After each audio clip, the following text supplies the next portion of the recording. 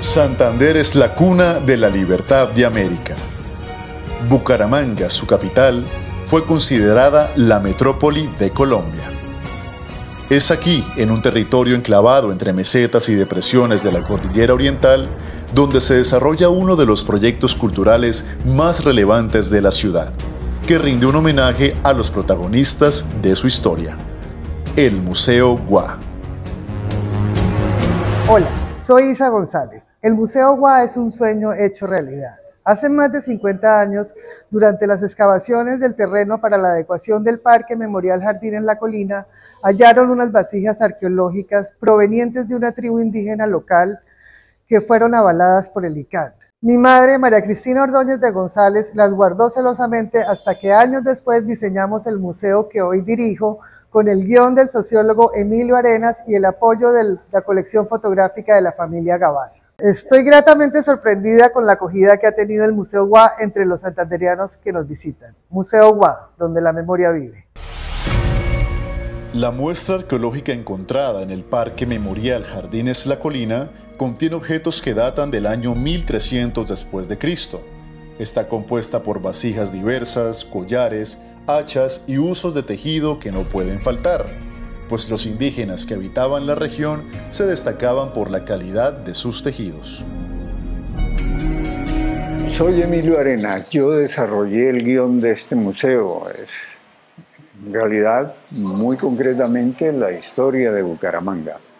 Para hacerlo, tuve que contar con un bagaje muy amplio de conocimientos, cerca de 40 años de investigación, mucha imaginación, pero eso da frutos, documentos como estos, y no son todos, que dan sorpresas y las seguirán dando, nuevas interpretaciones de la historia. Y esto no es fácil. El principal archivo de Bucaramanga sigue siendo el de la Notaría Primera. Y personalmente dirigí durante 5 años a un grupo de investigadores para hacer las 10.000, 20.000 fichas. Ya ni lo recuerdo, eran decenas de millares, pero al final teníamos toda la historia de la ciudad en la cabeza, o al menos la de su periodo del siglo XIX.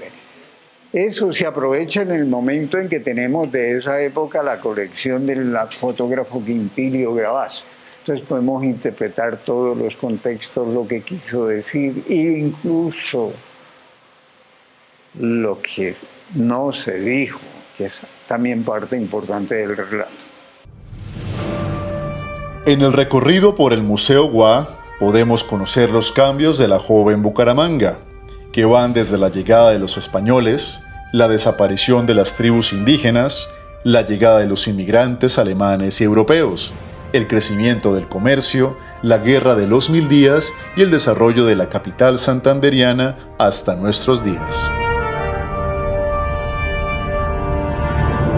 Comienzo diciéndole que a este personaje, Georg von Lengerke, se le sacó de contexto. Ese fue el error, una novela, una producción de televisión y el imaginario hizo el resto. Pues bien, el señor tuvo su centro de operaciones en Bucaramanga. Fue el que entendió la ciudad y el que hizo cambiar el circuito comercial. Sin eso, Bucaramanga no hubiera sido lo que hoy es. Así que de ahí en adelante, y con todos los alemanes y otros extranjeros que llegaron, unidos a gente local, produjeron ese milagro económico de la ciudad en la segunda mitad del siglo XIX. En pocos años, la capital, que era el Socorro, perdió su lugar, y Bucaramanga se convirtió en el centro de operaciones del comercio en la región. Fue la tercera ciudad en contar con el servicio eléctrico después de Bogotá y Ciudad de Panamá hace más de 130 años, y el surgimiento de importantes comerciantes, uno de ellos, discípulo de Lengerke, el hacendado y urbanista Reyes González, quien contribuyó con el crecimiento de Bucaramanga al oriente de la meseta.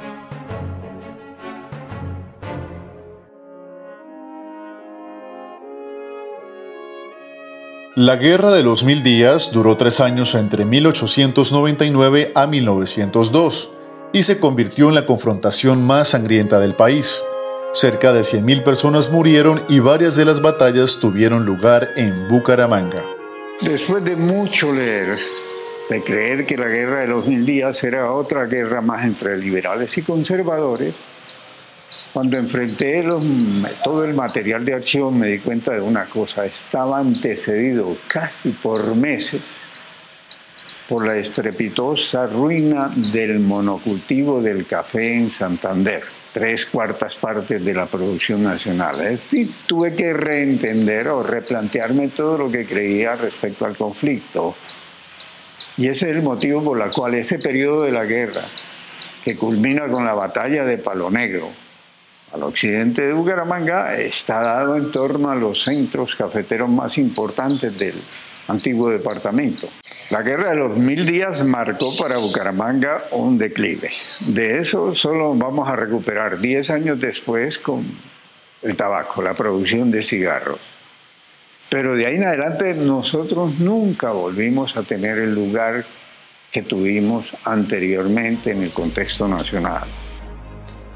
En 1950, la ciudad se expandió hacia la hacienda cabecera del llano.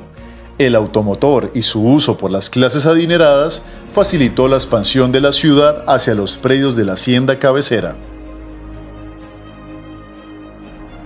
Los herederos de David Puyana le vendieron los terrenos a Gabriel González Orzano, fundador del Parque Memorial Jardines La Colina a principios de los 70, que contó con el apoyo de la Diócesis de Bucaramanga, Ultrasan, la UTC y la firma Escandón Mambi y compañía. Hoy, el Parque Memorial Jardines La Colina se posiciona como uno de los mejores parques cementerios de nuestro país, una de las empresas más representativas de nuestra ciudad, y se constituye como patrimonio memorial e histórico de Bucaramanga.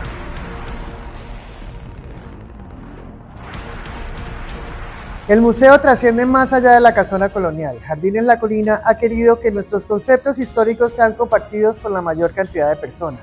Por eso emitimos nuestras cápsulas Vivamos la Memoria en distintas emisoras de la ciudad y publicamos constantemente contenido en nuestras redes sociales. Síguenos y visítanos. Es muy importante realmente estos espacios que nos brinda el museo para tratar de entender y aclarar muchas de las dudas, especialmente el nombre de Bucaramanga, por qué se conmemora estas fechas y por qué estamos cumpliendo 400 años. Y realmente es retroceder el tiempo para darle ese valor significativo a nuestros orígenes. Para nosotros los jóvenes es muy importante conocer la historia de nuestros orígenes y el museo es una ventana a ese conocimiento. Hay cosas que uno jamás hubiera conocido si no es porque hemos venido a hacer este recorrido. He visto estas fotos llenas de historia por primera vez y he quedado maravillada.